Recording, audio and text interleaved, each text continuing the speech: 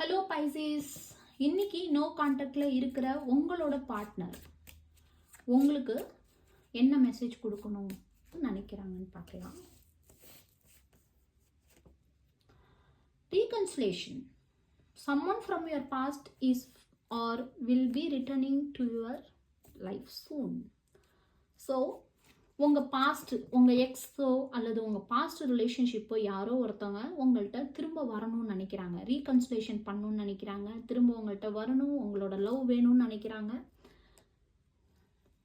Open your eyes. If someone shows you who they are, believe them the first. Okay, suppose அப்படி அவங்க வராங்க அப்படின்னா முதல்ல நீங்கள் என்ன பண்ணணும் அப்படின்னா, உங்களுக்கு அந்த ரிலேஷன்ஷிப் வேணுமா வேண்டாமா அப்படின்னு முடிவு பண்ணுங்கள்.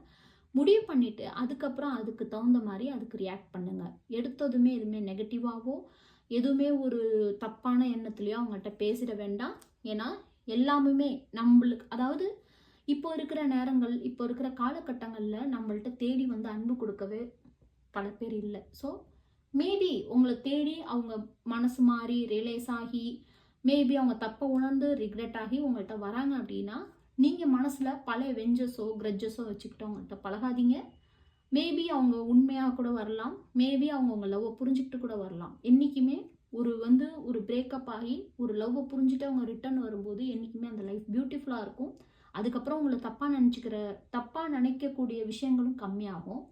So let go of the need to control. Allow this situation to unfold naturally. Very beautiful. நான் இப்போ என்ன சொன்னனோ அது அப்படியே வந்திருக்கு. எதையுமே நெகட்டிவாக வச்சுக்காதீங்க. நீங்கள் எல்லா விதத்தையுமே பாசிட்டிவாக பார்க்க ஆரம்பிங்க. நீங்கள் நான் இப்படி தான் இருப்பேன்னு உங்கள் எமோஷன்ஸையோ அல்லது அவங்களையோ கண்ட்ரோல் பண்ண நினச்சிங்க அப்படின்னா நேச்சுரலாக நடக்க வேண்டிய அழகான விஷயங்கள் நடக்காமல் போயிடும்.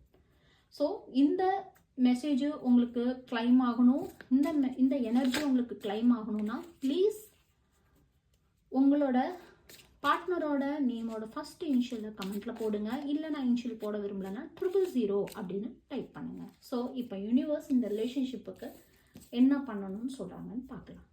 Music can heel wounds that medicine cannot touch. So very clear. எப்போதுமே நம்ம பிரிஞ்சு இருக்கோம் அல்லது நம்ம ஒருத்தர் நோ கான்டாக்டில் இருக்கோம் அப்படின்னா கண்டிப்பாக அந்த இடத்துல ஃபஸ்ட்டு நமக்கு பேசப்படுறது மியூசிக் சாங்ஸ். இந்த சாங்ஸ் அவங்களோட கேட்டோம், இந்த சாங்ஸ் கேட்கும்போது அவங்க ஞாபகம் வருது, இந்த சாங்ஸ் பார்க்கும்போது அவங்க ஞாபகம் வருது, இல்லை இந்த மியூசிக் கேட்டாக்கா அவங்கள ஃபீல் பண்ணுது.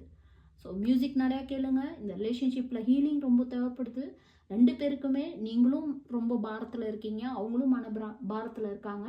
ஸோ 2 பேருமே ஹீல் பண்ணணும், 2 பேருமே ஹீலிங் ஆகணும். ஸோ மியூசிக்ஸ் நிறையா கேளுங்க. Music will heal anything. Okay, so நிறையா மியூசிக் கேளுங்க.